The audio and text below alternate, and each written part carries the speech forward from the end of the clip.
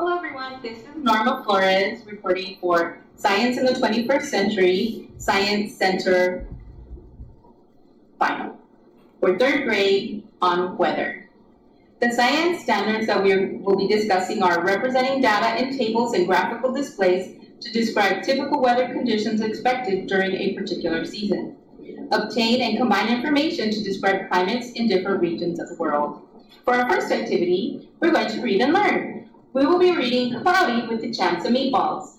The students will discuss types of weather mentioned in this book, and they will discuss precipitation, watch a video on precipitation, and draw their own graphics showing how precipitation develops.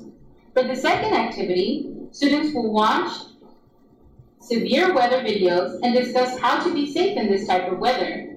The students will choose 3 locations in the world and measure the weather for a week and create graphs and record themselves forecasting this weather.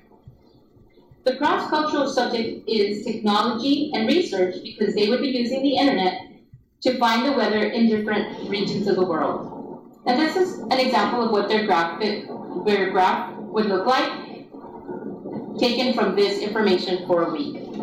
For the third activity, the children will watch and measure.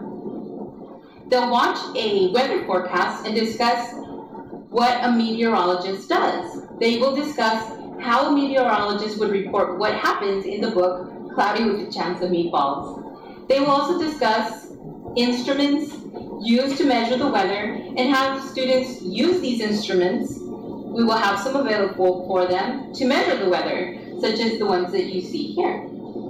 The cross-cultural subject is language arts because the students can also discuss the characteristics of a tall tale, as is the book Cloudy with a Chance of Meatballs, and how exaggerations occur in writing. For the fourth activity, they will make a foldable of all of the things that we've discussed throughout this lesson. And for their assessment, this will also be part of their assessment. You see some of the materials here that the students used, such as paper, scissors, tape, glue, and also the laptop or an iPad to do their research.